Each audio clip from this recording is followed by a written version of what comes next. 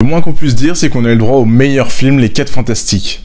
En même temps, c'était pas très compliqué.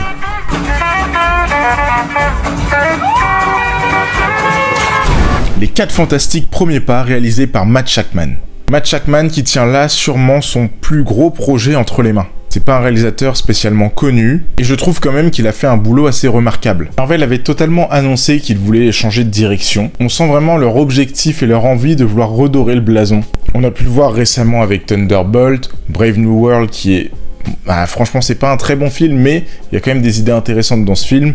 Et là maintenant avec les 4 Fantastiques, plus l'annonce de Kevin Feige, on pourrait résumer tout ça par moins de films, plus de qualité, et c'est tout ce qu'on demandait. Mais du coup, les 4 Fantastiques, il vaut quoi? On va commencer par une partie sans spoil, et après, on spoilera tout le film. Déjà, premièrement, je trouve vraiment que au niveau de l'image, c'était assez agréable à regarder. On arrive plutôt bien à ressentir le côté années 60 qu'ils veulent faire, le côté rétro-futuriste. C'est vraiment cool, vraiment plaisant. Au niveau de la couleur, on sent vraiment que le bleu et le rouge sont les deux couleurs qui dominent le plus. Après, malheureusement, sur les scènes d'extérieur, c'est très gris. Ça reste un film Marvel, et il y a très peu de films Marvel qui dénotent d'un point de vue des couleurs. Les scènes d'action sont vraiment très bien lisibles.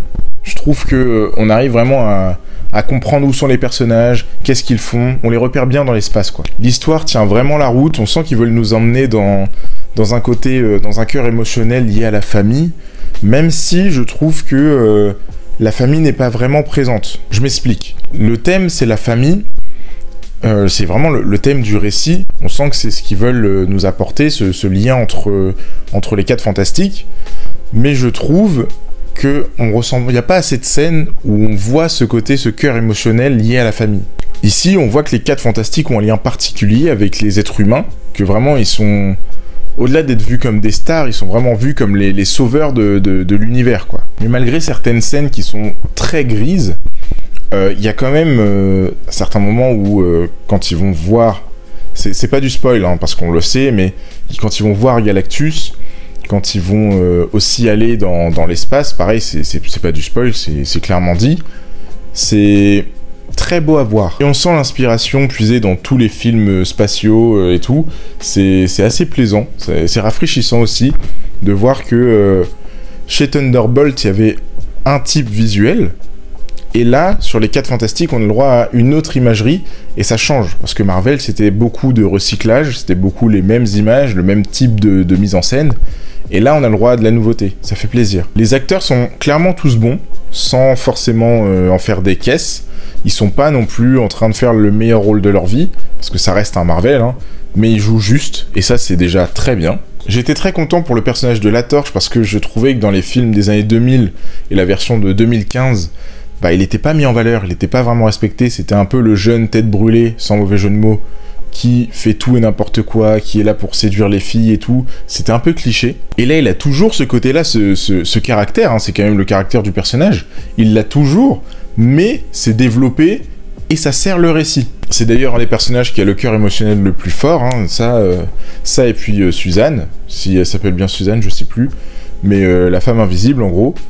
Et ça c'est cool. La relation Vanessa Kirby et Pedro Pascal fonctionne parfaitement. On a l'impression que ils ont toujours été ensemble. Pareil, j'ai bien aimé leur relation, mais j'ai trouvé quand même que c'était pas assez visible. Je veux dire, on les voyait ensemble, mais j'aurais aimé voir plus de scènes pour développer leur relation à eux en tant que personnages. Surtout qu'il y a certains enjeux qui vont se passer dans le film. Il va y avoir une cassure au niveau des 4 Fantastiques. Mais la manière dont c'est amené, c'est un peu trop précipité. Ma seule vraie grosse déception, c'est La Chose qui n'a rien à se mettre sous la dent, quoi. J'ai trouvé que le personnage était le moins intéressant des 4. Du coup, il est un peu mis en retrait dans l'histoire par rapport aux autres personnages. Et par contre, visuellement, La Chose est très bien faite, on y croit, et ça fait plaisir. Contrairement aux scènes avec le bébé, je suis désolé, le bébé, je tiens quand même à vous prévenir, il est en full CGI. A contrario, les scènes d'effets spéciaux où on voit les 4 Fantastiques utiliser leurs pouvoirs, ça c'est extrêmement bien fait. Et j'ai pas le souvenir d'avoir vu un film de super-héros où les pouvoirs étaient utilisés de manière à ce que ça serve à tout ce qui les entoure. Ce que je veux dire par là, c'est qu'on sent qu'ils se sont vraiment amusés à utiliser les pouvoirs des personnages pour s'en servir à autre chose que de la bagarre. C'est pas vraiment un spoil, mais par exemple, il y a une scène où voilà, il fait noir, Et pour utiliser les pouvoirs, on va voir la torche qui va s'allumer comme une ampoule. Et ça fonctionne vraiment bien. Quand on les voit utiliser leurs pouvoirs ensemble, on sent vraiment cette alchimie entre eux, et c'est vraiment plaisant. J'ai beaucoup vu sur les réseaux les gens critiquer la surfeuse d'argent, mais je vous le dis tout de suite, c'est l'un des meilleurs personnages du film. Je pense que les fans de comics seront très contents parce que je trouve que son pouvoir est utilisé, est vraiment utilisé tout court, hein, parce qu'au final, dans les 2 films des années 2000, le surfeur d'argent, voilà, je sais qu'il était que dans le 2e, mais son pouvoir, on s'en fichait un peu, quoi. Là, il y a une vraie utilisation de la planche, il y a une vraie utilisation de ce que ce personnage est capable de faire, et c'est ultra plaisant, et ça rend le personnage encore plus puissant que ce qu'on aurait pu voir au cinéma, quoi. La musique aussi est excellente, le thème principal des 4 Fantastiques est génial, il n'y a pas de musique mémorable ces derniers temps chez Marvel, et bien là je trouve qu'ils ont enfin fait, depuis un bon moment, un thème musical qui soit iconique. Quand on va l'entendre, on va savoir que c'est les 4 Fantastiques, ça va nous marquer. On entend le thème principal à plusieurs moments dans le film, mais en mode un peu plus sombre, un peu plus triste, un peu plus dramatique, un peu plus héroïque, un peu plus joyeux. Et c'est vraiment cool d'avoir modifié le thème principal pour pouvoir faire plusieurs choses avec la musique. Alors si vous n'aviez pas vu le film et que vous vouliez savoir est-ce que ça vaut le coup, moi je vous dis oui, foncez. Pour ma part, le film c'est un 3,5 sur 5. Donc je suis vraiment content d'avoir pu voir ce film. Marvel revient vraiment fort sur le devant de la scène et ça fait plaisir. J'espère sincèrement qu'ils vont continuer sur cette lancée et nous proposer d'autres films qui vont être tout aussi bien, voire même meilleurs. Et pour les gens qui restent, on va passer en spoiler. Je suis obligé de revenir sur la scène avec le bébé parce que vraiment c'est traumatisant pour moi. Cette scène, elle est horrible.